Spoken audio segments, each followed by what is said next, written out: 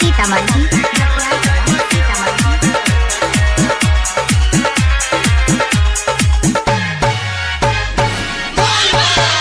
जान रहिया छाई लमहर गे पबजी खेलत जाइबे देवा घर गे ये जान रहिया छाई लमहर गे पबजी खेलत जाइबे देवा घर गे जल्दी चले गे कांवर धाले गे गे जल्दी चले गे कांवर धाले गे भीड़ लागल छै सगतर गे ये जान रहिया छाई लमहर गे पबजी खेलत जाइबे देवा घर गे ये जान रहिया छाई लमहर गे पबजी खेलत जाइबे देवा घर गे जल्दी चले गे कांवर धाले गे गे जल्दी चले गे कांवर धाले गे भीड़ लागल छै सगतर गे ये जान रहिया छाई लमहर गे पबजी खेलत जाइबे देवा घर गे। Parveen Yadav DJ Vikas Matiyar Kala Sitamarhi. Presented by Y films. Bhole Baba छै दयालु दया करतोगे ये भोले बाबा छै दयालु दया करतोगे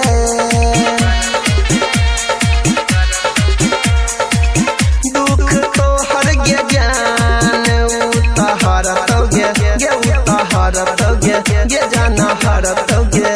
गे चलत बेदी में सुनै ना गे जन तू बनल रही है छड़हर गे जान रहिया छाई लमहर गे पबजी खेलत जाइबे देवा घर गे ये जान रहिया छाई लमहर गे पबजी खेलत जाइबे देवा घर गे जल्दी चले गे कांवर धाले गे गे जल्दी चले गे कांवर धाले गे भीड़ लागल छै सगतर गे ये जान रहिया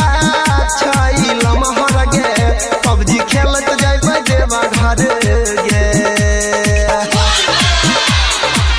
presented by Y films. DJ Vikas Parveen Yadav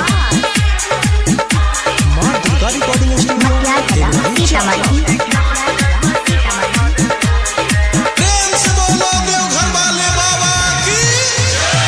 जलाधारी है हाथ पसारी है भोला आगे गे जलाधारी है हाथ पसारी है भोला आगे गे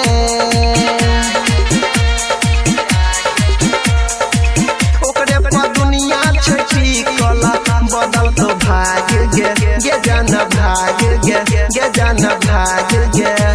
गे गायक अनिल राइटर अंकित संग रही है सगतर गे जान रहिया छाई लमहर गे पबजी खेलत जाइबे देवा घर गे ये जान रहिया छाई लमहर गे पबजी खेलत जाइबे देवा घर गे जल्दी चले गे कांवर धाले गे गे जल्दी चले गे कांवर धाले गे भीड़ लागल छै सगतर गे ये जान रहिया